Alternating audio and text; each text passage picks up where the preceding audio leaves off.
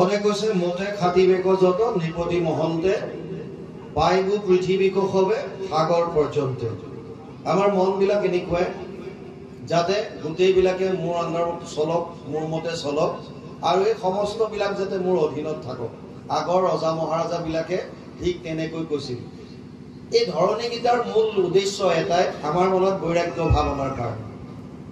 মূল উদ্দেশ্য যদি কিবা আছে, ৰাজবংশাৱলী কোৱাৰ বা ধৰণী গীতা কোৱাৰ এটাই উদ্দেশ্য, আমাক দেখুৱাইছে যে ইমান ডাঙৰ ডাঙৰ ৰজা মহাৰাজা বিলাক যিসকলৰ অধীনত অজস্ৰ ধন টকা পইচা দেশ বহুত জয় কৰিলে, তথাপিও বৰ্তমান চাবলৈ গ'লে সেইবিলাকতো নাই, তেওঁলোকৰ নাতি পুতিও নাই। মানে এই ধন টকা পইচা দেশ এইবিলাকে তোমাক জীয়াই ৰাখিব নোৱাৰে। মানে তোমাৰ অস্তিত্ব যদি কিবা কৰি যাব বিচাৰিছা, মানুহৰ জীৱন যদি সফল কৰিব বিচাৰিছা, তেতিয়াহ'লে কেৱল কৃষ্ণত শৰণ লৈ সৎ কৰ্ম কৰি পেলাই তোমাৰ যিটো আছে কৃতিত্বটো এই সমাজত ৰাখি থৈ যোৱা, যাতে তোমাৰ শৰীৰটো নষ্ট হোৱাৰ পাছতো তোমাৰ কৃতিত্ব যাতে এই সমাজত জিলিকি থাকে। যেনেকৈ দ্বাৰকা নগৰ তল যোৱাৰ পাছতো ৰুক্মিণীৰ ঘৰটো জিলিকি আছিল, ঠিক তেনেকৈ আপোনাৰ শৰীৰটো এই সংসাৰ সাগৰত ডুব যোৱাৰ পাছতো আপোনাৰ যিখিনি কৃতিত্ব, আপুনি যিখিনি কৰ্ম সমাজৰ কল্যাণৰ কাৰণে আগবঢ়াইছিল, যিখিনি কৰিছিল, সেইখিনি যাতে সমাজত জিলিকাই ৰাখিব পাৰে, তাৰ কাৰণে চিন্তা কৰিব লাগে। ইয়াত এতিয়া ৰজা মহাৰাজা বিলাকৰ কথা কৈছে যে মোতে খাটিবেক যত নিপতি মহন্তে, যিমান বিলাক নিপতি আছে তেওঁলোকে মোৰ ওচৰত আহি পেলাই খাটনি ধৰক বা মোৰ অধীনত থাকক, এনেকুৱা ভাৱ মনত আছিল। পাইবু পৃথিৱীক হবে সাগৰ পৰ্যন্তে, গোটেই যিমান আছে সাগৰলৈকে যত যিমান আছে তাৰ অধীন, মোৰ অধীন কৰি ল'ম। হেন আশা পাশে বদ্ধ কৰিলে হৃদয়, কাছত নেদেখৈ অন্তকপ ৰাজাছয়। ইমান বিলাকতো ভাবিছে, কিন্তু এইটো ভবা নাই যে এইবিলাক টকা পইচা হোৱাৰ পাছতো মোৰ যে কাষতে মৃত্যু ৰৈ আছে, এই কথাটো আমি গম নাপাওঁ।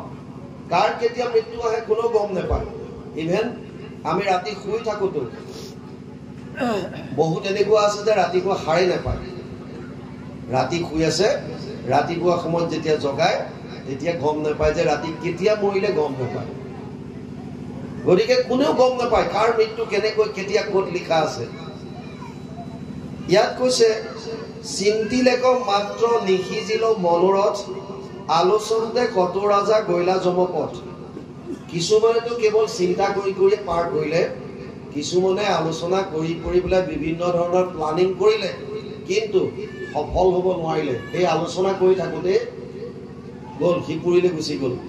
তাৰ পাছত আছে কৰিলেক যিটো সাতদ্বীপ অধিকাৰ, তথাপি নাপাইলা তৃষ্ণা সাগৰৰ পাৰ। যদি তাৰ মাজত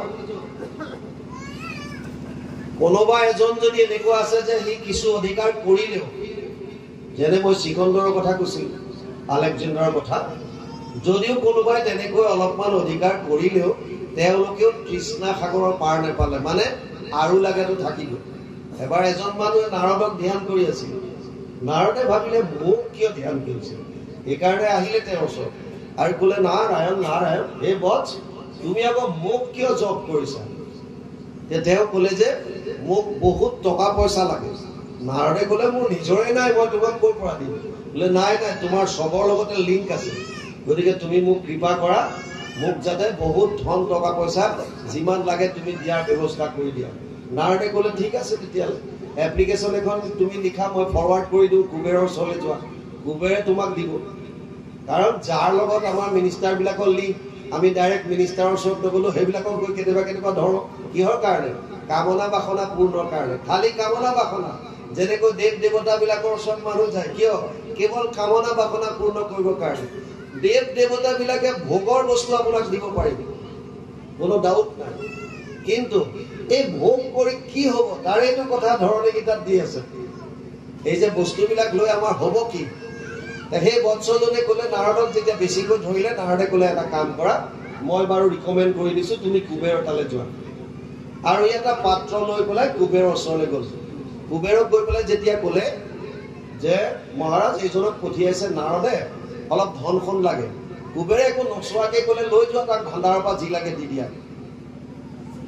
আৰু তাৰপিছত যিকেইজন সেৱক আছিল তেওঁলোকে ভাণ্ডাৰলৈ লৈ গ'ল, যিটো পাত্ৰ লৈ গৈছে তাত যিমান বস্তু দি থাকে সববিলাক খতম হৈ যায়, যি ভৰাই থাকে নাইকিয়া হৈ যায়, এটা ভাণ্ডাৰে শেষ হৈ গ'ল, কিন্তু সেইটো তাৰ পাত্ৰটো কমপ্লিট নহ'ল। সেৱকবিলাকে ভয় খাই গ'ল, এইটো কি পাত্ৰ আনিছে। আহি পেলাই কুবেৰক ক'লে, কুবেৰে কৈছে হে এইটো কেনেকুৱা কথা, নাৰদক মাতা। নাৰদ আহি গ'ল, নাৰায়ণ নাৰায়ণ বোলে, নাৰদ এজন কি মানুহ পঠিয়াইছে, তুমি কৈছিলা অলপমান ধন শুন, ইয়াক এটা ভাণ্ডাৰ পুৰা খালী কৰি দিলো, তথাপিও তাৰ পাত্ৰটো শেষ হোৱা নাই। নাৰদে সুধিলে এইটো কিহেৰে বনাইছা তুমি, পাত্ৰটো কিহৰ? কৈছে মানুহৰ লাও খোলা। তাৰমানে তৃষ্ণাবিলাক চব জমা হৈ থাকে য'ত।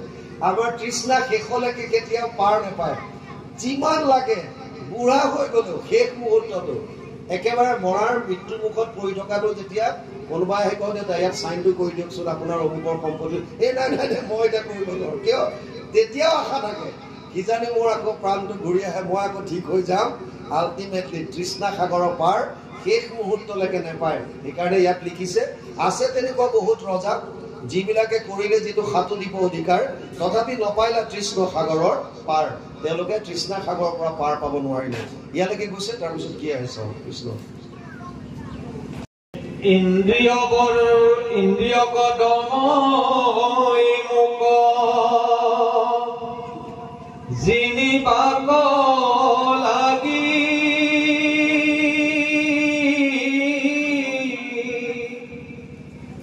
তাক পৰে নাই মন্দ পৰম ভাগী। ইন্দ্ৰিয় কদমি দমি যদি ভজে ভগৱন্ত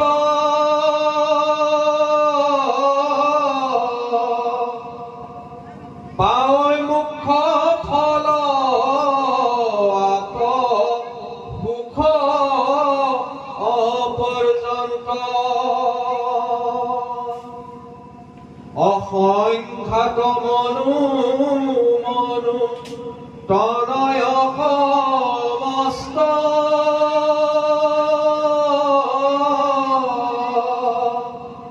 অমুক এৰি সহস্ৰে সহস্ৰে দৈলস্ত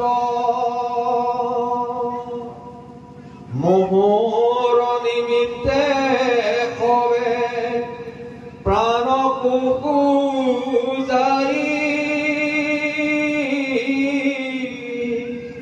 যথা হন্তে আইল গৈল কথাতে দুনাই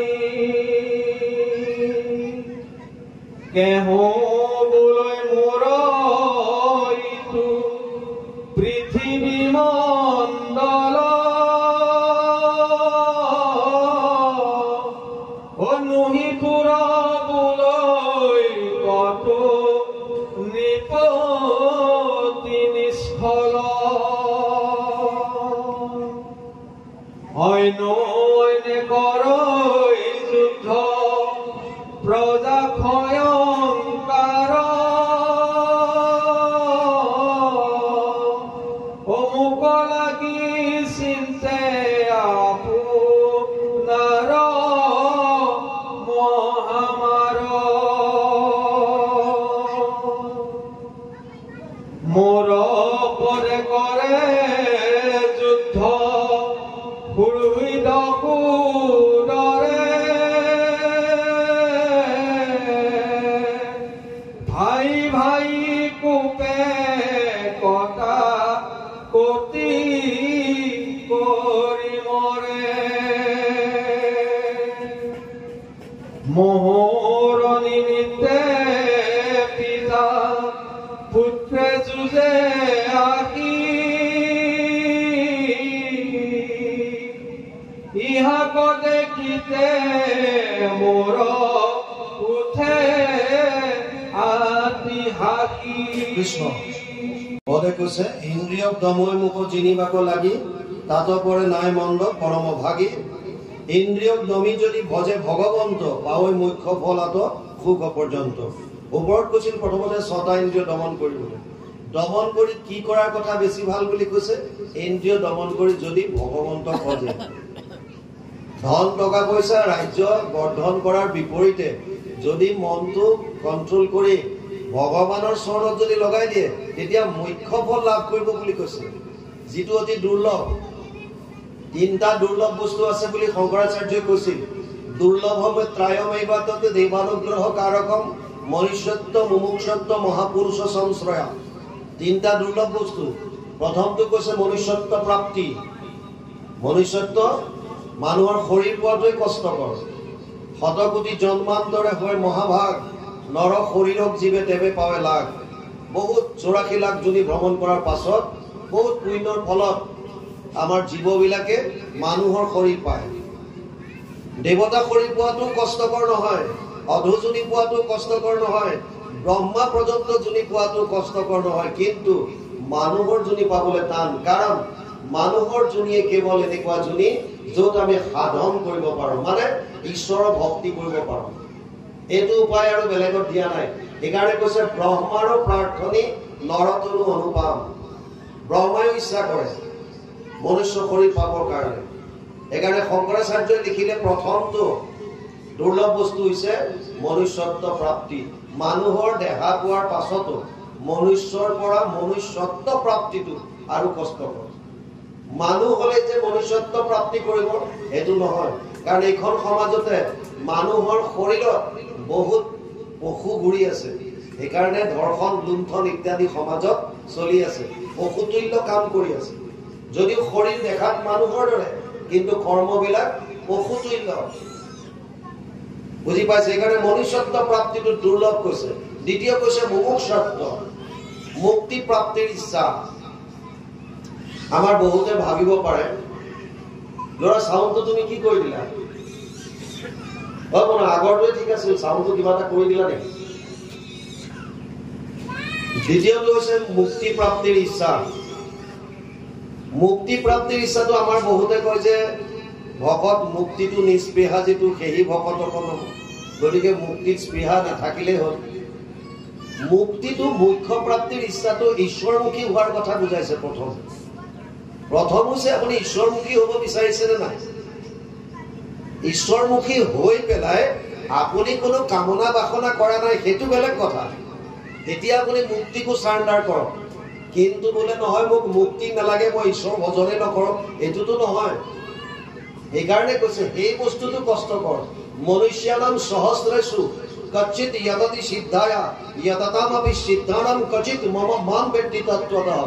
7ম অধ্যায় 3 নম্বৰ শ্লোকত গীতাত অৰ্জুনক কৈছে, হে অৰ্জুন, 1000জন মানুহৰ মাজত কোনোবা এজন মোৰ ওচৰলৈ আহিবলৈ ইচ্ছা কৰে, ঈশ্বৰমুখী হয়। 1000ৰ মাজত এজন, আৰু তেনেকৈ এজন এজনকৈ আকৌ কোনোবা 1000জনৰ মাজত কোনোবা এজনে মোৰ তত্ত্বটো বুজিব পাৰে। মাম বেত্তি তত্ত্বতঃ, মোৰ তত্ত্বটো তেওঁলোকে বুজিব পাৰে। গতিকে আল্টিমেটলি আমি যদিও বিৰাট দেখিছো যে বহুত জাকে জাকে ভকত হৈছে, বিৰাট ঢল ঢল হৈছে, কিন্তু আচলতে তেওঁলোকৰ মাজতো পৰম ভকত খুব লিমিটেড। মুক্তি প্ৰাপ্তিৰ ইচ্ছা বা মুমুক্ষ হোৱাটো অতি কষ্টকৰ। সেইটো এটা দুৰ্লভ বস্তু বুলি কৈছে। আৰু তৃতীয়টো কৈছে মহাপুৰুষৰ সংশ্ৰয়, মহাপুৰুষৰ সংগ বা ভকতৰ সংগ পোৱা, এইটো দুৰ্লভ। এনেকুৱা অনুষ্ঠানত আমি তিনিটা বস্তু পাব পাৰোঁ। 1 নম্বৰ মনুষ্যত্ব প্ৰাপ্তি। আমি ইয়ালৈ কিয় আহিছো? ভাগৱত শ্ৰৱণ কৰিবলৈ, যাতে আমাৰ ভিতৰত যিবিলাক পশু আছে সেইবিলাকক যাতে আমি নাশ কৰি আমি যাতে মনুষ্যত্ব প্ৰাপ্তি কৰিব পাৰোঁ। গতিকে আমি ইয়ালৈ আহিছো।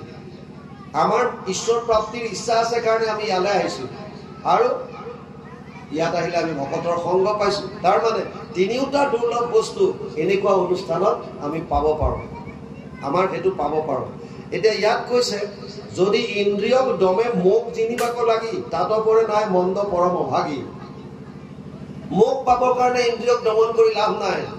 যদি ইন্দ্ৰিয়ক দমন কৰি তুমি ভগৱন্তক ভজন কৰা তেতিয়া মুখ্য ফল লাভ কৰিব পাৰিবা, মুখ্য মুক্তি, যিটো পোৱাৰ পাছত পুনৰ আহিব নালাগে।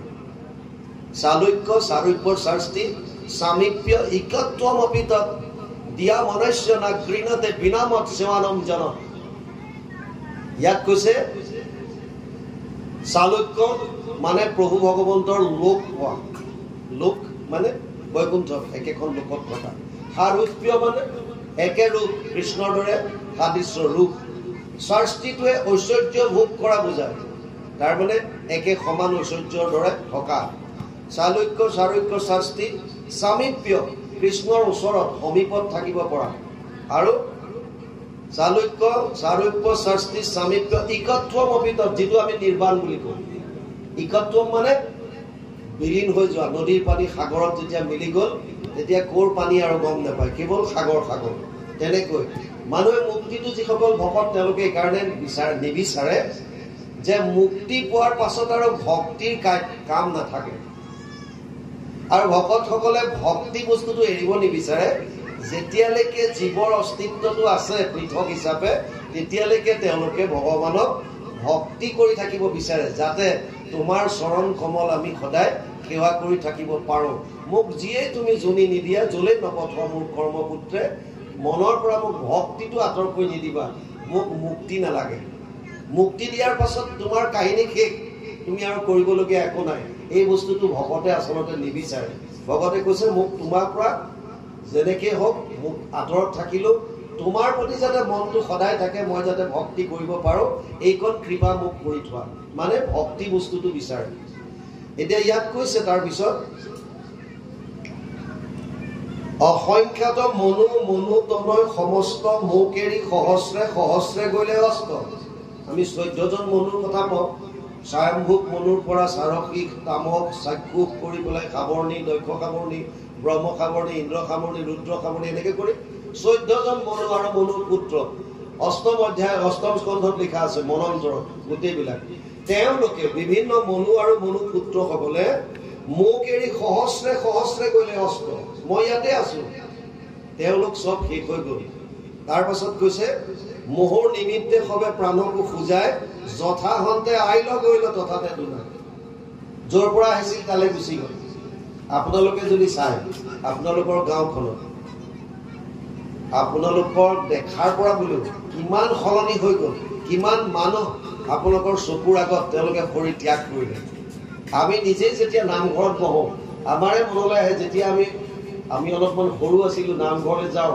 যিসকল জ্যেষ্ঠ লোক আমাৰ এখন সভা বিলকুল নামঘৰ বা শুৱনি কৰি তুলিছিলে বৰ্তমান নাইকিয়া এজন এজনকে চব হেৰাই গ'ল চকুৰ আগতে নাইকিয়া হৈ গৈ আছে এজন এজনকে গৈ আছে চব আঁতৰি আৰু সেইটো গতিত আমিও আগবাঢ়ি আছো চব কাৰ কোনদিনা যায় কোনো গম নাপায় গতিকে আমাৰ এইটো যিটো বস্তুৰ প্ৰতি আক্ৰোশ সম্পত্তিৰ প্ৰতি যিটো আক্ৰোশ কিবা এটা পোৱাৰ প্ৰতি যিটো আক্ৰোশ এইবিলাকতো চব মিছা এই বৈৰাগ্য ভাৱটো আনিবৰ কাৰণে এই কথাখিনি কৈ আছে ইয়াৰ পাছত কৈছে কেহবলৈ মোৰ এইটো পৃথিৱী মণ্ডল নুহিটোৰ বুলৈকতো নিপতি নিষ্ফল কোনোবাই কয় এইটো মোৰ মাটি আৰু কোনোবাই কয় যে তোৰ নহয় এইটো মোৰহে যেনেকৈ আমাৰ লাগি আছে যে এইটো অংশ আমাৰ আৰু কোনোবাই কৈ আছে নহয় এইটো আমি অকুপাই কৰি ৰাখিছোঁ এইটো আমাৰ বছ যুদ্ধ কৰিবলৈ বিৰাট ৰেডি হৈ আছে বুজি পাইছেনে বিৰাট ৰেডি আৰু চবে নিজৰ নিজৰ একদম নিউক্লিয়াৰ ৱেপন লৈ কোনদিনা কেনেকৈ কি সুবিধা পায় এৰি দিব খতম শেষ এতিয়াও চবে ভয় খাই আছে কোনদিনা তৃতীয় বিশ্বযুদ্ধ হৈ যায় কোনো গম নাপায় আৰু হৈ গ'লে আগৰ নিচিনা নহয় নহয় ধনুখৰ লৈ পেলাই যাব বোলে কাজিয়া লাগিছে ইটোৱে সিটো খৰ মাৰিব এতিয়া তেনেকুৱা নাই আৰু এতিয়া এপাত মাত্ৰ ছুইচ দিব বছ নিউক্লিয়াৰ বম এৰি দিলে কোনোবা পাগলৰ হাতত যদি ৰিমোট পৰি গ'ল খতম কৰি দিব গোটেই খতম জগত শেষ তেজ নেজ হৈ যাব সেইকাৰণে ইয়াত কৈছে কোনোবাই কয় বোলে কেহ বোলে মোৰ ইটো পৃথিৱী মণ্ডল নুহিটোৰ বুলৈকতো পৃথিৱীৰ নিপতি নিষ্ফল অন্য অন্যে কৰৈ যুদ্ধ প্ৰজা ক্ষয়ংকাৰ মোক লাগি চিন্তে আপোনাৰ মহামাৰ মই ইয়াতে পৰি আছো আৰু মোৰ কাৰণে দুটাৰ মাজত আহি কাজিয়া লাগিছে এটাই কৈছে এইটো মোৰ এটাই কৈছে মোৰ দুটাৰ মাজত কাজিয়া খতম ভাই ভাই কোবে কথা কতি কৰি মৰে মোহৰ নিমিত্তে মোৰ পদে কৰে যুদ্ধ শহীদ সদৰে ভাই ভাই কোবে কথা কতি কৰি মৰে মোৰ পদে মানে মোৰ কাৰণে যুদ্ধ কৰে শহীদ সদৰে আমি যাক আপোন আপোন বুলি ভাবি আছিলো এইবিলাকৰ মাজতো কাজিয়া লাগে যুদ্ধ বিগ্ৰহ আপোনাৰ শত্ৰু বেলেগ খুব কম থাকে আপোনালোকে লক্ষ্য কৰিবচোন শত্ৰু আমাৰ শৰীৰৰ লগত যিবিলাক সম্বন্ধ আছে যাক আমি আপোন আপোন কওঁ আপোনাৰ ডাঙৰ শত্ৰুবিলাকে আপোনাৰ মাজৰ এজন হয় বেলেগৰ শত্ৰু খুব কম থাকে আপোনাৰ অচিনাকি আপোনাৰ পৰা আপুনি যাক ইমান দিনে পৰ বুলি ভাবিছিল, তেনেকুৱা শত্ৰু আপোনাৰ কম থাকে।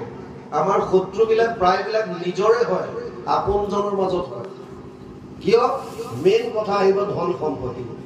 এজন বুঢ়াৰ মৃত্যুৰ সময় আহিল, ল'ৰা দুটাক মাতি ক'লে, বোপাই বেছি সময় আৰু জীয়াই নাথাকিম, মোৰ জীৱনত যিমান ধন টকা পইচা ঘটিলো এই পেৰাটোতে আছে, তহঁতে মোৰ মৃত্যুৰ পিছত দুইটাই ভগাই লবি। কিন্তু এটা কথা মনত ৰাখিবি, তহঁতৰ বাটত তহঁতৰ পথত এটা ৰাক্ষস আহিব পাৰে, দৈত্য এটা আহিব, তাৰ পৰা অলপ বাচি থাকিবি। সিহঁতে বাপেকৰ কথাটো বুজি নাপালে, কাৰণ ভাবিছে ধন সোণৰ কথাটোত বেছি গুৰুত্ব দিলে, পিছৰ কথাটোলৈ ইমান গুৰুত্ব নিদিলে। বাপেকৰ মৃত্যু হ'ল আৰু ককায়েক ভায়েক দুইটাই পেৰাটো খুলি চালে, অজস্ৰ ধন টকা পইচা ভৰি আছে। সিদ্ধান্ত ললে যে অমুক দিনা দুইটাৰ মাজত ভাগ কৰিম, আৰু ককায়েকৰ ঘৰলৈ ভায়েকক মাতিলে। ককায়েকে ভাবিলে যে যদি মই ভাইটিটোক মাৰি পেলাও তেতিয়াহ'লে ধন টকা পইচাৰ মালিক মই হ'ম। সেইবুলি প্লান কৰিলে যে মই দুৱাৰৰ ওচৰত লোহাৰ ৰড এডাল লৈ ৰৈ থাকিম, যেতিয়া ভাইটি আহিব পাছফালৰ পৰা মাৰ মাৰি দিম আৰু সি খতম হ'ব, তেতিয়া দেউতাৰ সম্পত্তি চব মই পাম। ভায়েকনো কি গাখীৰে ধুওৱা এটা, ভায়েকে ভাবিছে যে যদি কেনেবাকে দাদাক ছাইড কৰি দিব পাৰোঁ তেতিয়াহ'লে গোটেই সম্পত্তি মোৰ হ'ব। নিৰ্দিষ্ট দিনা ককায়েকে দুৱাৰৰ ওচৰত লুকাই ৰৈ আছে, আৰু ভায়েকটোৱে ভাবিছে যে দাদাক কিবা এটা কৰি মাৰি দিব পাৰিলে টকা পইচা মোৰ, সেইকাৰণে অলপমান ক্ষীৰ বনালে, পায়স, আৰু তাত বি ঢালি দিলে। বি ঢালি পেলাই টিফিন এটাত ভৰাই লৈ গৈছে। ককায়েকৰ প্লানিং মতে কাম, দুৱাৰৰ পৰা ভিতৰলৈ সোমাই আহোঁতে পিছফালে মাৰ মাৰি দিলে, আৰু লগে লগে ভায়েকটো পৰি মৰি থাকে। ককায়েকে ভাবিছে ই মোলৈ কিবা বনাই আনিছিল, আচ্ছা ইয়াৰ বডিটো পিছত ঠিক ঠাক কৰিম, আগতে অকণমান খাই লওঁ। এই বুলি বছ পায়সখিনি উলিয়াই খালে, আৰু লগে লগে তাতেই শেষ। তাৰমানে এই ধন টকা পইচাৰ কাৰণে দুইটাই নিজৰ প্ৰাণ হেৰুৱালে। ভাগৱতৰ কথা এটাও ইফাল সিফাল নহয়। ৫,৫০০ বছৰ আগত ভাগৱত কৈছে, আজি ৫,৫০০ বছৰ পাৰ হৈ গ'ল, এতিয়াও সমাজত একে আছে। আজিৰ পৰা লাখ লাখ কোটি কোটি বছৰৰ পাছতো ভাগৱতৰ কথা একে থাকিব, সমাজ একেদৰে চলি থাকিব। এয়া বহুত, এইটো প্ৰভু ভগৱন্তৰ মুখৰ বাণী। চতুশ্লোকী ভাগৱতত কৈছে, সেইখিনি বিস্তাৰ কৰিছে ব্যাসদেৱে। ঋষি মুখে আন ধৰ্ম কৰায় বেকত, আপুনি কহিলা নিজ ধৰ্ম যত। গতিকে প্ৰভু ভগৱন্তই নিজ মুখে কৰিছে বেকত, যিটো নিজ ধৰ্ম, বাকীবিলাক ঋষি মুখে বেকত কৰাইছে বুলি উদ্ধৱক কৈছিল। গতিকে যিয়ে নহওক, ইয়াত এতিয়া কৈছে ইয়াত যে মোৰ পদে কৰে যুদ্ধ সুহৃদ সুদৰে, ভাই ভাই কোপে কটাকটি কৰি মৰে। মোহৰ নিমিত্তে পিতা পুত্ৰে যুঁজে আশী, ইহাক দেখিতে মোৰ উঠে আতি হাকি। বাপেক পিতেকৰ মাজতো যুদ্ধ লাগে, আজিকালি বহুত আছে। ডাঙৰ হৈ অহাৰ লগে লগে বাপেক মাকৰ বোজাটো গ্ৰহণ কৰিবলৈ টান পায়, বাপেক মাকৰ বোজা গ্ৰহণ কৰিবলৈ টান পায়। যুধিষ্ঠিৰৰ এদিন যেতিয়া সেৱা কৰি আছিল, ভীমক বাহিৰত ৰাখিছিল, তেতিয়া এটা আশ্চৰ্যকৰ ঘটনা ঘটিছিল। কলি আহে দৌৰি সোমাই, গম নাপায় কোনেও, আৰু যেতিয়া প্ৰশ্ন কৰি কৰি যায় খালি কোন, মই কৈছে মই যুধিষ্ঠিৰক লগ পাবলৈ আহিছোঁ। তুমি যাব নোৱাৰা, দাদা এই সময়ত ঈশ্বৰৰ আৰাধনা কৰি আছে, তেতিয়াহ'লে তুমি মোৰ এটা প্ৰশ্নৰ উত্তৰ দিয়া। কি প্ৰশ্ন? এটা এটাকৈ কৰি যাওঁতে এটা প্ৰশ্ন তাৰ মাজত আছিল যে এগৰাকী মানুহে কুঁৱাৰ পৰা পানী তুলি পেলাই এবাল্টিং পানীয়ে 5টা বাল্টিং লৈ তাত ভৰাইছে, 5টা বাল্টিং ফুল হৈ গ'ল। কিন্তু যেতিয়া সেই 5 বাল্টিং পানী পুনৰ এই কুঁৱাৰ পৰা উঠোৱা ডাঙৰ বাল্টিংটোত যেতিয়া ভৰাইছে, তেতিয়া তাৰ আধা হ'ল। ইয়াৰ মানে কি কোৱা? ভীমে কৈছে এইটো অসম্ভৱ। কেনেকৈ সম্ভৱ? এবাল্টিং পানী উলিয়াই তাক 5 ভাগ কৰি 5টা বাল্টিঙত ভৰালে, সেই 5 ভাগ আকৌ ভৰাই দিয়াৰ পাছত ই পুৰা হ'ব লাগে, কৈছে নাই আধা হৈ আছে। কাৰণটো কি? নোৱাৰিলে, আৰু নোৱাৰাৰ কাৰণে ভিতৰলৈ গৈ আছে। ঠিক তেনেকৈ প্ৰত্যেককে বেলেগ বেলেগ প্ৰশ্ন কৰিছিল।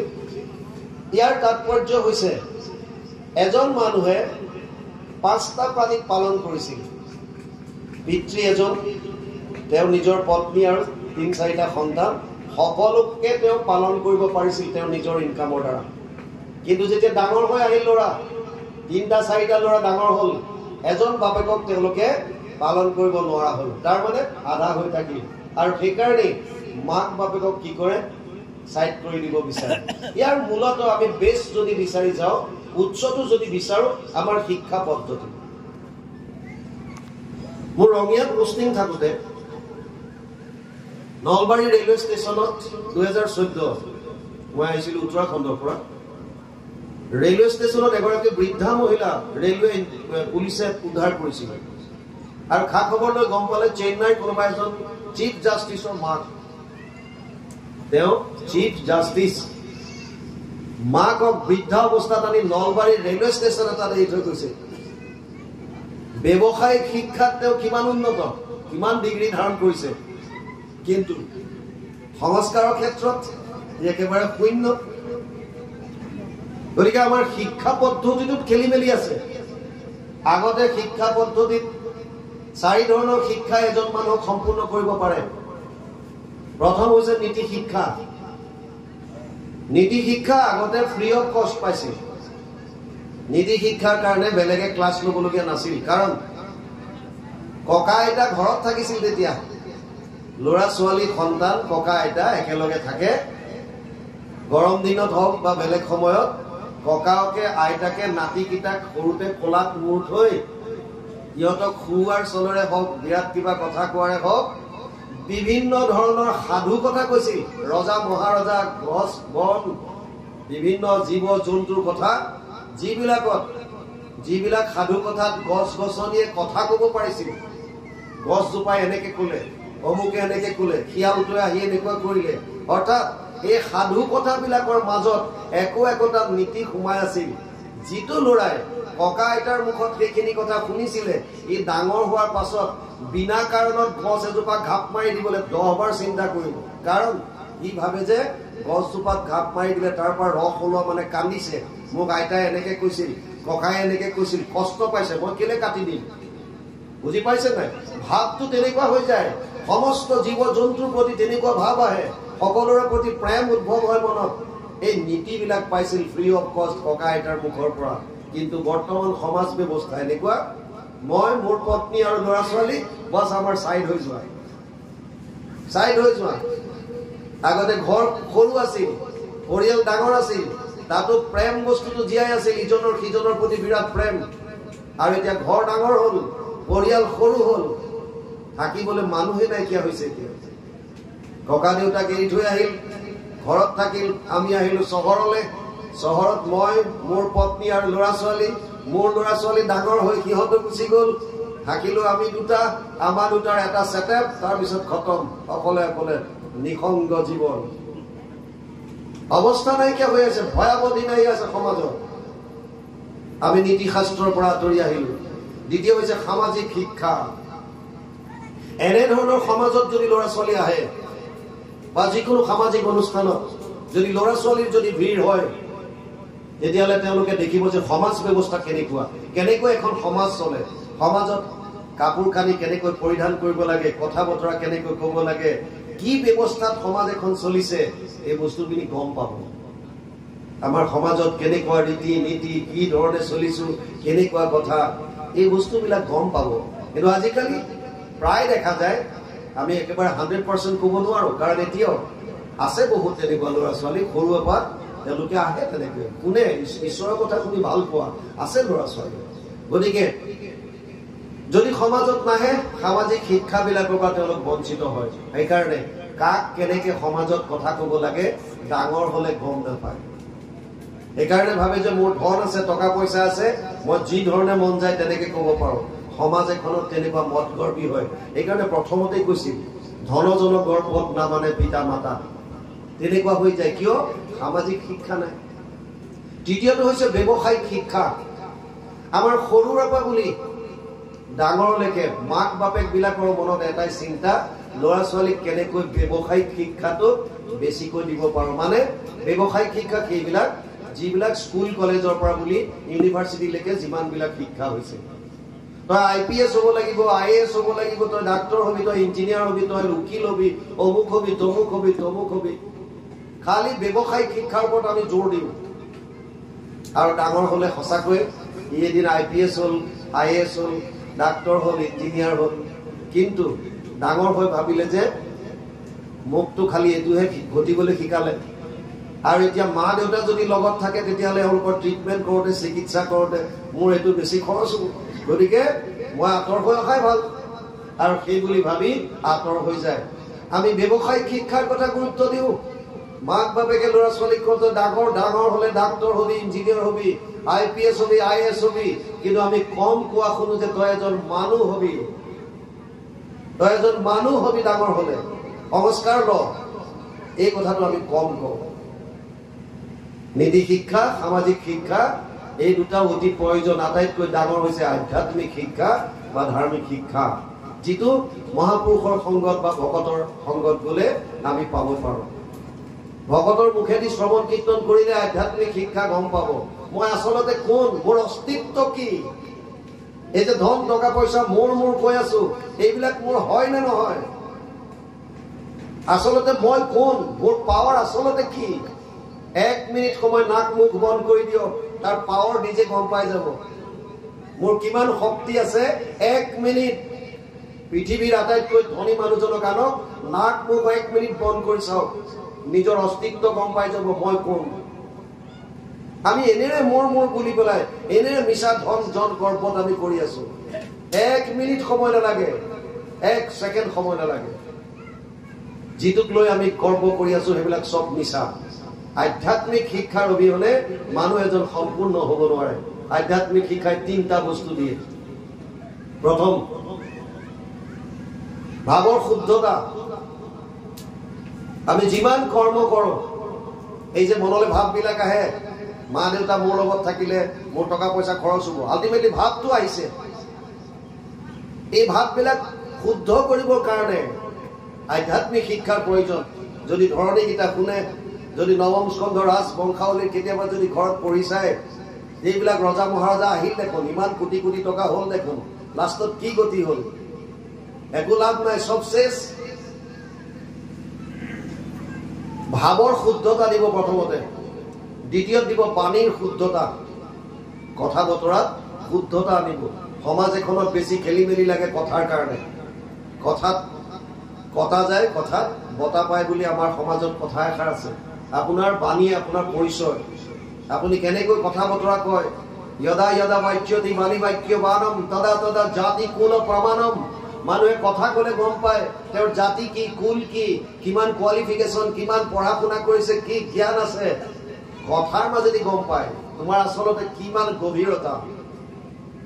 এই কথাৰ পবিত্ৰতা আনি দিয়ে আধ্যাত্মিক শিক্ষাই, আৰু আনি দিয়ে কৰ্মৰ শুদ্ধতা।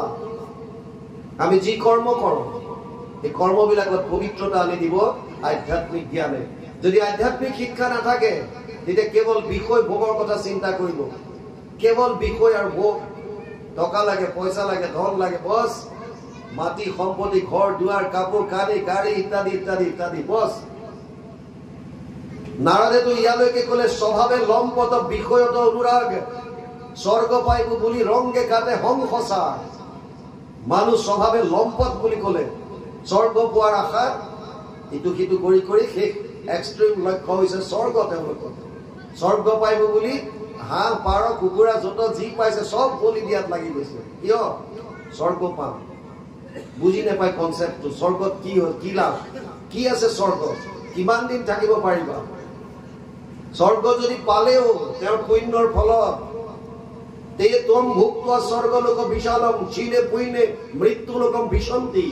নৱম অধ্যায় 21 নম্বৰ শ্লোকত অৰ্জুনক কৈছে গীতা, হে অৰ্জুন, স্বৰ্গলৈ যদি কোনোবা যাব পাৰে তেওঁৰ পুণ্যৰ ফলত, তেতিয়াও তাত তেতিয়ালৈকে থাকিব যেতিয়ালৈকে তাৰ পুণ্য আছে। পুণ্য ক্ষয় হইলে কোনো নৰকত নজয়, আকৌ ধাক্কা মাৰি পেলাব 24-84 লাখ জনী পুনৰ ঘূৰিব লাগিব, তাৰ বাহিৰে গতি নাই। সেইকাৰণে ইয়াত লিখিছে, মোৰ পদে কৰে যুদ্ধ শহীদ সদৰে, ভাই ভাই কোপে কটাকটি কৰি মৰে, মোহৰ নিমিত্তে পিতা পুত্ৰে যুঁজে আঁকি, ইহাক দেখিতে মোৰ উঠে আতি হাকি। মোক পাবৰ কাৰণে, মাটি বাৰীৰ কাৰণে কাজিয়া। এইফালে অকণমান সীমা সোমাই গল, মানুহটো নাইকিয়া, বাহিৰত চাকৰি কৰে, দিয়া সীমা ঠেলি দিয়া হব, কি লাভ হব তাৰ পৰা? আমি যেনিবা অকণমান হাত সোমাই গলো, লাভটো কি হব তাৰ পৰা? কি পাব আপুনি? কেৱল মনৰ শান্তি। আপুনি ভাবিছে যে মোৰ মনটোৰ শান্তি, কিন্তু এইটো যে আপুনি কৰি পেলাই যি পাপ অৰ্জন কৰিলে, এই পাপখিনি আপোনাৰ লগত যাব। এই অকণমান যি আপুনি শান্তি পাবৰ কাৰণে, আপোনাৰ মনৰ কাৰণে আপুনি আধ্যাত্মিক শিক্ষা লোৱা নাই, আধ্যাত্মিক শিক্ষা আহিলে এই চিন্তাটো নাহে, ভাৱৰ শুদ্ধতা আহিব। তেতিয়া লাগিলে মোৰ পৰা অকণমান তুমি লৈ যোৱা, মোক নালাগে, লাগিলে মোৰ পৰাই লৈ যোৱা। তিনি ধৰণৰ মানুহ আছে। এবিধ আছে ময়ো সুখত থাকো, আনো সুখত থাকো, এইটো প্ৰকৃতি। ময়ো সুখত আছো, বেলেগো সুখত থাকো, ঠিক আছে। এবিধ আছে আনৰ যি হয় হওক, মই সুখত থাকো, এইটো বিকৃতি। আপোনালোকে সমাজত যেতিয়া প্ৰসাদ বিতৰণ কৰে চাব, তেতিয়া আমাৰ এইবিলাক চকুত পৰি যায় কেতিয়াবা কেতিয়াবা, চাই থাকো। প্ৰসাদ বেলেগলে হওক নহওক বাদ দিয়া, মোৰ অমুক নাই অহা ঘৰত, মোক এখন আৰু দিয়া, আৰু দুখনমান পাত মোৰ এফালে লৈ আহা। কিয়? আৰে বাকী ভকত আছে, পিছত যি হয় হৈ থাকিব, মোৰতো আগতে ক্লিয়াৰ কৰা। এইবিলাক ভাৱ, তাৰমানে আনৰ যি হয় হওক, মোৰ পেটটো ভৰক, এইটো বিকৃতি। আৰু এনেকুৱা মানুহ এতিয়াও আছে যোনে ভাবে মোৰে লাগিলে কষ্ট হওক, ময়ে লাগিলে দুখ পাওঁ, আন সুখত থাকো। এইটো হৈছে সংস্কৃতি। এইটোৱে আমাৰ লক্ষ্য হ'ব লাগে। মোৰে অকণমান কষ্ট হওক, যদি মোৰ কাৰণে কোনোবা এজনে সুখ পায় তেতিয়াহ'লে ঠিক আছে, কি ডাঙৰ কথা হৈ গ'ল। মই যেনিবা পাত এখন কম পালো, বেলেগে যদি চাৰিজনে তাৰ পৰাই যদি ভগাই ল'ব পাৰিলে বছ। আৰু আপোনাৰ যিখন এই সৰু ত্যাগ, এই কণমানি ত্যাগখন, এইখনেও আপোনাৰ পুণ্য লিখি দিলে। এই অকণমান ত্যাগ আপুনি ভবাই নাই যে এইটো মই কি কাম কৰিলো, আপুনি নাভাবিব পাৰে, কিন্তু আপোনাৰ শৰীৰত যিজন অন্তৰ্যামী ৰূপে আছে, প্ৰতিটো মুহূৰ্ত, প্ৰতিটো ছেকেণ্ড তেওঁ আপোনাৰ প্ৰতিটো কৰ্ম নোট কৰি গৈছে। আপোনাৰ বিচাৰধাৰা চব নোট হৈ গৈ আছে। উপদ্ৰষ্টা মনোমন্ত চ ভৰ্তা ভোক্তা মহেশ্বৰ পৰমাত্মা এটি চাপ্যুক্ত দেহে অশ্বিন পুৰুষ পৰ। 13 অধ্যায় 22 নম্বৰ শ্লোক গীতা। অৰ্জুনক কৈছে, হে অৰ্জুন, মই অন্তৰ্যামী ৰূপে, ভৰ্তা হিচাপে, তোমাৰ স্বামী ৰূপে, ভোক্তা হিচাপে, বিষয় ভোগ কৰা হিচাপে চব মই তোমাৰ ভিতৰত ৰৈ চাই আছো, পৰমাত্মা। গতিকে আপোনাৰ প্ৰতিটো মুহূৰ্তত আপোনাৰ কি ভাৱ, আপুনি কি ডিচিশ্যন লৈছে, সম্পূৰ্ণ নোট হৈ গৈ আছে, চব নোট হৈ আছে, হাৰিব নোৱাৰে কোনো ইয়াৰ পৰা। আমি ভাল কাম কৰিলে বেনাৰ মাৰি কৰো, পোষ্টাৰ মাৰি দিওঁ, দান দিলেও আকৌ ফেনৰ পাংখাত ব্লেড কেইখনত লিখি দিয়ে দাতা অমুক, দাতা অমুক পাব্লিছ কৰি দিয়ে। আৰু বেয়া কাম কৰিলে লুকাই চুৰকে কৰে, ভাবে কোনো দেখা নাই। ভাল কাম কৰিলে পোষ্টাৰ মাৰে, চাৰিওফালে প্ৰচাৰ কৰি দিয়ে, আৰু বেয়া কাম কৰিলে মনে মনে কৰিব বিচাৰে। কভিডৰ সময়ত 1 কেজি চাউল দিবলৈ 5টা মানুহে চেলফি লয়। এজন মানুহক চাউল দিছে, 5টা মানুহে বেগটো ধৰিছে। কি কাৰবাৰ, মানে প্ৰচাৰ খালি। এয়া আমি ভাল কাম কৰিছো, কি কৰিছা, তোমালোকৰ ভাৱত কি আছে দেখাজনে চবে দেখি আছে, কিহৰ কাৰণে কৰিছা, কি কৰিছা। দানৰ ক্ষেত্ৰততো ইয়ালৈকে কৈছে আপুনি সোঁ হাতে দান দিলে বাওঁ হাতে আপোনাৰ গম পাব নালাগে। আপুনি যদি কাৰোবাক দান দিছে, সোঁ হাতে দান দিলে বাওঁ হাতে গম পাব নালাগে, মানে ইমান মনে মনে কৰক যাতে কোনেও আপোনাক গম নাপায় যে এইটো বস্তু অমুকে দিছে। চুপচাপ বছ কৰিলে কৰিলে খতম, পাহৰি যাওক। তেতিয়া আপোনাৰ ফলটো ভগৱানে দিবলৈ আপুনি সুবিধা দিছে। আমি আকৌ দান এটা দি যদি লিখিয়ে দিলো, তাৰমানে আমি বেনাৰ মাৰিয়ে দিলে, প্ৰচাৰ কৰিয়ে দিলে, পাব্লিচিটি হৈ আছে, আৰু ভগৱানৰ পৰা কি ফল লাগে আপোনাৰ? আপোনাৰ নিজৰ ফল দেখোন নিজে লৈ আছে। আমি ৰঙিয়াত থাকোতে অখৰা চক বুলি এটা আছে, তাত নামঘৰ এটা বাটচুৰাত আমাক মাতিছিল। বাটচুৰা সেইদিনা তেওঁলোকে শিলান্যাস কৰিছে, লগতে ভাগৱতৰ অনুষ্ঠান, আমাক নিমন্ত্ৰণ দিলে। আৰু প্ৰথমতে আমাক কৈছে এইখন গেট, এই ৱাল এখন দেখিছে, ইয়াৰ পৰা ইমানলৈ এই 8 ফুটত আমি যে দিছো, খুঁটাটো দিছো, এই 8 ফুট আমাৰ এনেকে অমুকে দিছে, 8 ফুট তমুকে দিছে, ইয়াত আমি লিখি দিম দাতা অমুক, দাতা তমুক। প্ৰথমতে বুজাইছে। আৰু আপোনালোকে জানে মই স্পষ্টবাদী, মই য'তে গ'লো কথা ক'বলগীয়াখিনি মই খোলা খুলি কওঁ। মোক কোনোবাই ভাল পায় বেয়া পায় এইটো পিছৰ কথা, যিটো সত্য শুদ্ধ শাস্ত্ৰৰ যিটো কৈছে আমি এইটো ক্লিয়াৰ কওঁ। আমি তাত ক'লো আপোনালোকে মোক বহুত বুজালে যে এইটো অমুকে দিছে তমুকে দিছে, দাতা লিখিম, কিন্তু পৰাপক্ষত নিলিখিব। কাৰণ যিসকলে দিছে তেওঁলোকে যদি দান কৰিছে এইটো বৰ সুন্দৰ কাম কৰিছে। দাতব্যমিতি ইয়াত দানম দিয়াতে অনুপকাৰী নে দেশে কালে চ পাত্ৰে সতদানম সত্যিকম স্মৃতম। সপ্তদশ অধ্যায়ত কৈছে, সপ্তদশ অধ্যায় 14 নম্বৰ শ্লোকত দানৰ বিষয়ে লিখিছে যে দান, 20 নম্বৰ শ্লোকত তাত দানৰ বিষয়ে লিখিছে যে দান দিলে সেইকনো দিব লাগে দেশে কালে চ পাত্ৰে চ, কেতিয়া দিব, কোনটো স্থানত দিব, কি সময়ত দিব, কাক দিব, এই বস্তুটো এনেকৈ নিৰ্ধাৰিত কৰি দিব লাগে। তাৰ বিপৰীতে তাৰ পৰা বিনিময় যাতে কোনো একো নিবিচাৰে। দান তেনেকুৱা হ'ব লাগে, এইটো সাত্বিক দান বুলি কৈছে। আপুনি দান দি তাৰ পৰা একো পৰিত্ৰাণ বিচাৰিব নালাগে, বিনিময় বিচাৰিব নালাগে। এতিয়া আমাৰ যদি দান দি যদি লিখিয়ে দিয়ে, তাৰ মানে আপুনি আপোনাৰ প্ৰচাৰটো কৰিয়ে দিলে। এতিয়া আমি ক'লো যে আপোনালোকে দাতা নিলিখিব, যদি ভগৱানৰ পৰা কৃপা বিচাৰিছে তেতিয়াহ'লে তাত আপোনালোকৰ প্ৰচাৰটো বাদ দি ঘোষা দুভাগ কিমান লিখি থওক। বাটেদি গ'লে মানুহে পঢ়ি যাব যে এইটো অমুক, এইটো তমুক, অকণমান হ'লেও কৃষ্ণৰ কথা মনত পৰিব। আৰু এটলিষ্ট তামোল খাই পেলাই পিকটো নেপেলাই আপোনাৰ ৱালখনত ঘোষা এফাকিকে লিখি থওক। পিছত কি কৰিলে গম নাপাওঁ, কিন্তু আমি কোৱাটো কৈ আহিছোঁ। আপোনালোকক যদি দান দিয়ে, নামঘৰত দিছে, সৎকৰ্ম দিছে, বৰ ভাল কথা। যদিও আমি কোনোবা দান বিচাৰি আহিলে পাৰ্চৰ পৰা পুৰণা নোটখন চাওঁ, যদি 10 টকাও দিব তাকো ফটাখনহে দিব, ভালখন নিদিয়ে।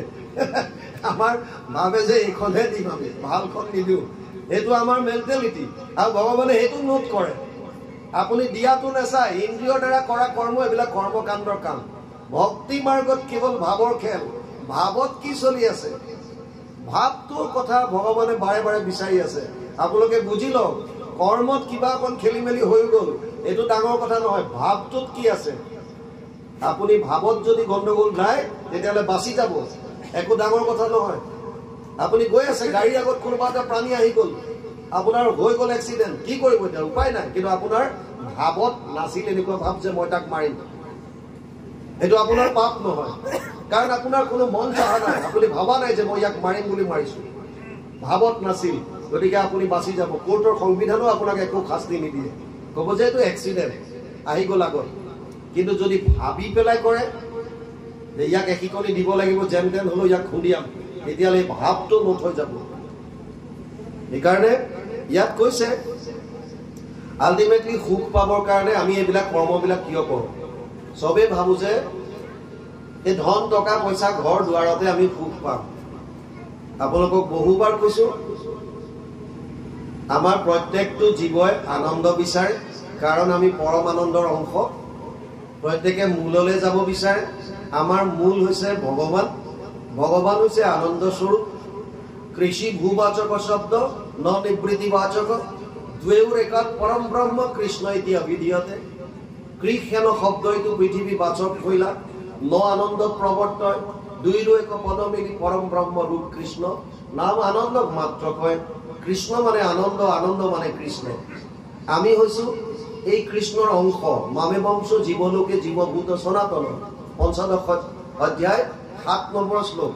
অহম আত্মা গুদাকেশ সৰ্বভূতাশ্ৰয় স্থিত, ১০ম অধ্যায় ২০ নম্বৰ শ্লোক। ময়ে আত্মা, ময়ে আত্মা। গতিকে ভগৱানে কৈছে যে মোৰ অংশ হৈছে জীৱবিলাক। আৰু ভগৱান কেনেকুৱা, তেওঁ হৈছে ৰসোবৈশ, আনন্দ স্বৰূপ। তেওঁৱে মানে আনন্দ। আল্টিমেটলি আমি আনন্দ পাবলৈ বিচাৰিছো, তাৰ মানে আমাক আনন্দ লাগে। আৰু এইটো কথা ক্লিয়াৰ, ৩খনেই পথাৰ, আমি হৈছো জীৱ।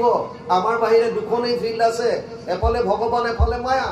মায়াৰ বিষয়ে কৈছে যে একো নাই, এইবিলাক অবস্তুক দেখাওৱে বস্তু গাবৰি, এইকে মোহৰ মায়া জানা নিষ্ঠ কৰি। ভগৱানে 4টা শ্লোক ব্ৰহ্মাক যেতিয়া দিছিল, ২য় শ্লোকটোত মায়াৰ বিষয়ে কৈছে, ঋতেৰ্থে যত প্ৰতীয়ত না প্ৰতীয়ত চাত্মানি তৎ বিদ্যাদাত্মনো মায়া যথা ভাসু যথাতম, ২:৯-৩৪, ২য় স্কন্ধ ৯ম অধ্যায় ৩৪ নম্বৰ শ্লোকত কৈছে। আৰু তাৰে অনুবাদ কৰিছে গুৰুজনাই ভাগৱতত ২য় স্কন্ধত, অবস্তুক দেখায় বস্তু গামৰি, এইকে মোহৰ মায়া জানা নিষ্ঠ কৰি। নাথাকিতো যেন দেখি চন্দ্ৰমা দুতয়, থাকিতো ৰাহুক যেন কেহো নেদেখয়, সেইমতে মায়া আৰ কৰি ঈশ্বৰক, আশাৰ বিষয় সদা দেখাৱে জীৱক। এই যে আশাৰ বিষয়বিলাক দেখাই আছে, চব মায়াৰ খেল। মন যিহেতু মায়াৰ দ্বাৰা সৃষ্ট, মন বুদ্ধি অহংকাৰ মায়াৰ 3টা গুণৰ পৰা আহিছে। সেইকাৰণে মনটোৱে সদায় মায়াৰ ফালে নিব বিচাৰিছে, ধন টকা পইচা পুত্ৰ পৰিবাৰ। আৰু আত্মা যিহেতু ভগৱানৰ অংশ, আত্মাই কৈছে মোৰ ফালে আহ। বস, এইখনেই যুদ্ধ। এই তত্ত্বটো এবাৰ বুজি লওক যে মোক আনন্দ লাগে, এইটো সত্য। আনন্দ ক'ত পাম? কেৱল ভগৱানৰ চৰণত, কেৱল ভগৱানৰ চৰণত। আৰু অৰ্জুনক ক্লিয়াৰ কাট কৈ গৈছে, মায়াৰ পৰা পৰিত্ৰাণ পাব পাৰিবি তেতিয়াই যেতিয়া মোৰ চৰণত আহিব। দেবহিয়স গুণময়ী মম মায়া দুৰত্তয়া মাম এব যে প্ৰপদ্যন্তে মায়ামে তাম কৰন্তিতে। সপ্তম অধ্যায় 14 নম্বৰ শ্লোক গীতা। হে অৰ্জুন, মোৰ মায়া অতি ভয়ানক, অতি দুষ্টৰ। ইয়াৰ পৰা পৰিত্ৰাণ সেইসকলেহে পাব পাৰিব যি কেৱল মোৰ চৰণত শৰণ ললে। মাম এব, এব মানে কেৱল, মাত্ৰ। মাম এব ইয়ে প্ৰপদ্যন্তে, কেৱল মাত্ৰ মোক যোনে শৰণ ললে বা মোক যোনে ভজন কৰিছে সেইসকলেহে ইয়াৰ পৰা পৰিত্ৰাণ পাব পাৰিব। গতিকে যেতিয়ালৈকে কৃষ্ণত শৰণাগতি নহয়, যেতিয়ালৈকে ঈশ্বৰমুখী নহয়, তেতিয়ালৈকে আনন্দৰ আপোনালোকে লেখ মাত্ৰ নাপাব। আৰু যিটো ভোগৰ মাজত আনন্দ পাইছে চব ক্ষণস্থায়ী, চব ক্ষণস্থায়ী। আপোনালোকে কেতিয়াবা ভাবি চাইছেনে, মই যেনিবা মোৰ পত্নীৰ মাজত আনন্দ বিচাৰিছো, ঠিক আছে, পত্নীয়ে ক'ত আনন্দ বিচাৰিছে? কাৰণ তেওঁৰতো নিজা আনন্দ নাই। পত্নী আকৌ বেলেগত বিচাৰিছে, হয়তো সন্তানৰ মাজত বিচাৰিছে, হয়তো কাপোৰৰ মাজত বিচাৰিছে, হয়তো মোৰ পৰাই বিচাৰিছে। আপুনি যাৰ পৰা আনন্দ বিচাৰিছে আপোনাৰ স্বামীয়ে আকৌ আপোনাৰ পৰা বিচাৰিছে। মানে এজনৰো আনন্দ নাই। আৰু নথকাজনে ইজনক সিজনক কোনে আনন্দ দিব পাৰিব? আপোনাৰ নিজৰ যিটো বস্তু নাই আপুনি বেলেগক সেইটো বস্তু ক'ৰ পৰা দিব? প্ৰথমতে আপোনাৰ হাতত সেইটো থাকিব লাগিব। আৰু এইটো থকা যিটো জেগা হৈছে সেয়া হৈছে আনন্দ স্বৰূপ কেৱল কৃষ্ণ। তাৰ বাহিৰে শাস্ত্ৰত কোনো দিয়া নাই, ক'তো নাই। এই তত্ত্বটো জনাৰ পাছত তথাপিও যদি আমি নেযাওঁ, আমাতকে দুৰ্ভগীয়া কোনো নাই বুলি কৈছে, কোনো নাই বুলি কৈছে। আৰু এইটো ধ্ৰুৱ সত্য, আপোনালোকে লিখি লওক। যদি আমি কৃষ্ণৰ ওচৰত শৰণ নলয়, আপুনি 10 বছৰৰ পিছত হওক, 10 জনমৰ পিছত হওক, 1 কোটি জনমৰ পাছত হওক, যেতিয়ালৈকে কৃষ্ণৰ ওচৰত নাচাপে তেতিয়ালৈকে জীৱই মুক্তি পাব নোৱাৰে। এই ধ্ৰুৱ সত্য, কোনেও দিব নোৱাৰে মুক্তি, কেৱল আৰু কেৱল কৃষ্ণই পাৰিব। এইকাৰণে অৰ্জুনক কিমান ডাঠি কৈ গৈছে, মত্ত পৰতৰম নাম্যৎ কিঞ্চিৎ অস্তি ধনঞ্জয় ময়ি সৰ্বমিদম প্ৰোতম সূত্ৰে মণিগণায়ব। 7ম অধ্যায় 7 নম্বৰ শ্লোকত অৰ্জুনক কৈছে, হে অৰ্জুন, মোতকে শ্ৰেষ্ঠ আৰু কোনো নাই। যেনেকৈ এধাৰি মালাত সূতাত যেনেকৈ মণিবিলাক গুঠি থোৱা থাকে, তেনেকৈ সমস্ত জীৱৰাশি এধাৰি মালাত মোৰ লগত তেনেকৈ গুঠি থোৱাৰ দৰে গাঁত খাই আছে। অকল কোৱাই নহয়, বিশ্বৰূপ দৰ্শন কৰি দেখুৱাই দিছে। চাব বিচাৰিছ মোৰ বিশ্বৰূপ, চা। কিন্তু অৰ্জুনক যেতিয়া প্ৰথমতে ক'লে, তই যেতিয়া মোক দৰ্শন কৰ বুলি, অৰ্জুনে একো গম পোৱা নাই, বেবা লাগি চাই আছে। আৰু গম পালে ভগৱানে যে ইয়াৰ সৰ্বচক্ষুৰ দ্বাৰা মোক কি দেখিব নোৱাৰে। না তুমাম শক্যছে দৃষ্টিম অনন্যেব সচক্ষুষা দিব্যং দদামি তে চক্ষু পশ্যমে যুগমেশ্বৰম। 11 অধ্যায় 8 নম্বৰ শ্লোকত অৰ্জুনক ক'লে, তোৰ সৰ্বচক্ষুৰ দ্বাৰা তই মোক দেখাই নাপাবি, মোৰ বিশ্বৰূপ দৰ্শন কৰিব নোৱাৰ। চা, তোক মই দিব্য দৃষ্টি দিলো। আৰু লগে লগে অৰ্জুনে দেখিছে সহস্ৰ কোটি কোটি হাত, সহস্ৰ মুখ, সব জীৱান বিলাক আছে, এইবিলাক ভীষ্ম দ্ৰোণ সব দাঁতৰ মাজত গৈ সোমাই গৈছে। খতম, সব শেষ। সমস্ত জগত তেওঁৰ মাজত বিলীন হৈ আছে। গতিকে দেখুৱাই দিছে তেওঁ যে হয় মই সৰ্বশক্তিমান। গতিকে সেইজন ঈশ্বৰৰ চৰণত যেতিয়ালৈকে আমি নাহো তেতিয়ালৈকে আমাৰ আচল গতিটো আমি লগ নাপাওঁ। সেইকাৰণে ইয়াত যিমান বিলাক দেখুৱাইছে আল্টিমেটলি বৈৰাগ্য ভাৱ আনিবৰ কাৰণে কৈছে, বৈৰাগ্য। ইয়ালৈকে গৈছে, সময় হলে কৈ দিব আপোনালোকে। 1 বাজিছে। কৃষ্ণ।